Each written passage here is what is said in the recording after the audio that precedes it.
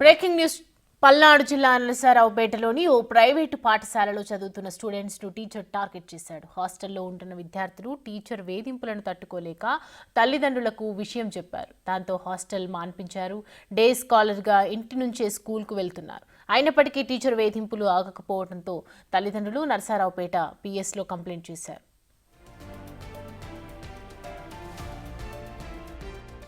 సంతమాలూరు మండలం అండి, నెహ్రూనగర్ కాలనీ, కొప్పరం పంచాయతీ, బాపట్ల జిల్లా. మా పిల్లల్ని సన్షైన్ స్కూల్లో చదివిస్తున్నానండి. అయితే ఒకరోజు నైట్ పిల్లలు మా రఫీ అనే మాస్టర్ కొట్టాడండి హాస్టల్లో. కొట్టినప్పుడు ఉట్టిపునానం కొట్టి మా పిల్లగాడిని కింద పడేసి మా చిన్నపిల్లగాడిని కొట్టి గందరగోళం చేశారు. ఆ విషయంలో వచ్చి నేను డైరెక్టర్ వాళ్ళతో మాట్లాడాను. ఇలాంటి తప్పులు జరగవని ముందు చెప్పారు. తర్వాత అతను మళ్ళీ కొట్టాడు. మళ్ళీ రిపీట్ అవుతూనే ఉంది. మా పిల్లలు ఈ విధంగా నాకు చెప్తున్నారని చెప్పి మా పిల్లల మీద అరెస్ట్మెంట్ మొదలుపెట్టారు.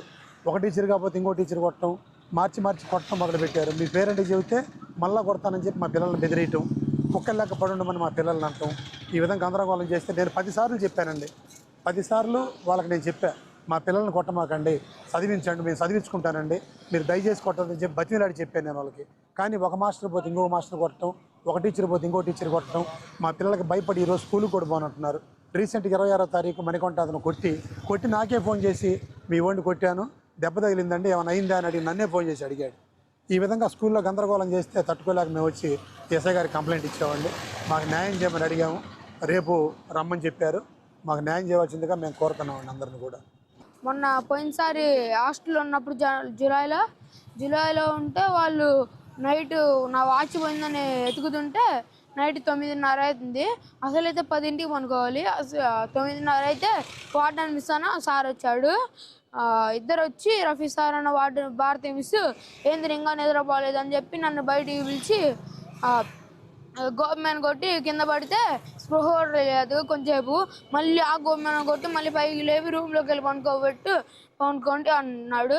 మళ్ళీ తర్వాత మా తమ్ముడిని పిలుచుకొచ్చి ఏందిరా ఏం చేస్తున్నావు నువ్వు కూడా అని ఆ వార్డెన్ మిస్ కర్రిచ్చి సార్కి మా తమ్ముడిని కొట్టించింది. మళ్ళీ తర్వాత రీసెంట్గా మళ్ళీ సార్ కొట్టాడు.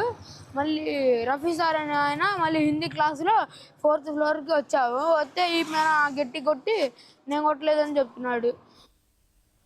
ఈ అంశానికి సంబంధించి మరిన్ని అప్డేట్స్ మా ప్రతినిధి సాయిశంకర్ అందిస్తారు. Over to Saishankar. నరసరావుపేట పట్టణంలో ఉన్నటువంటి వెనుకొండ రోడ్లో ప్రైవేట్ పాఠశాల ఉపాధ్యాయుల యొక్క అరాచకాలకి 2 విద్యార్థులు బలవుతున్నారంటూ కూడా విద్యార్థుల తండ్రి అయినటువంటి రాము నరసరావుపేట పట్టణం గ్రామీణ పోలీస్ స్టేషన్ లో ఫిర్యాదు చేయడం జరిగింది. ప్రధానంగా కూడా వాళ్ళ పిల్లల్ని టార్గెట్ చేస్తూ కూడా టీచర్లంతా కూడా ఇబ్బంది పెడుతున్నారంటూ కూడా ఆయన ఈ ఫిర్యాదులో పేర్కొనడం జరిగింది. గతంలో పాఠశాలలో ఒక అసంఘిక కార్యకలాపాలు జరుగుతున్నటువంటి నేపథ్యంలో తమ పిల్లలు దాన్ని చూశారని అది ఎక్కడ బయటకు చెప్తారో అనేటటువంటి ఉద్దేశంతో పిల్లలు తప్పులు చేయకపోయినా కూడా ఒకరి తర్వాత ఒకళ్ళు అంటే వేరే రీజన్స్ చెప్తూ కూడా మా పిల్లల పైన ఉపాధ్యాయులు దాడి చేస్తున్నారంటూ కూడా ఆయన చెప్తున్నటువంటి పరిస్థితి. అయితే దీనికి సంబంధించి ప్రస్తుతం పోలీసులు అయితే విచారణ చేపడుతున్నారు. ఆ ప్రైవేట్ పాఠశాలలో ఉన్నటువంటి ఎవరైతే ఈ ఉపాధ్యాయులకు సంబంధించి తల్లిదండ్రులైన రాము ఫిర్యాదు చేయడం జరిగిందో ఆ ఫిర్యాదు ఆధారంగా కూడా ఉపాధ్యాయులను అయితే విచారిస్తున్నట్లు తెలుస్తుంది. అతనికి 2 కుమారులు ఉన్నట్లు కూడా చెప్తున్నారు.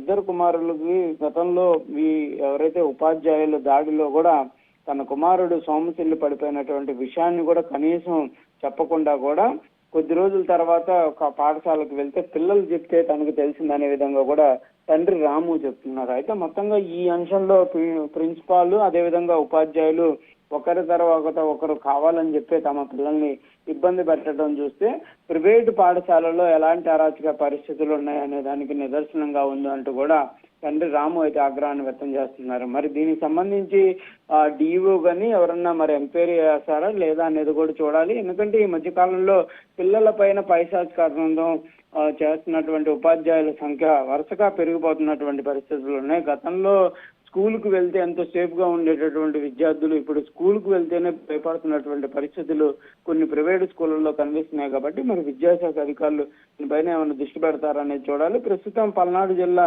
వినుకొండ రోడ్లో నర్సాపేటలో ఉన్నటువంటి ఈ పాఠశాలకు సంబంధించి ఎలాంటి చర్యలు ఉంటాయనేది కూడా చూడాల్సినటువంటి పరిస్థితి కనిపిస్తుంది.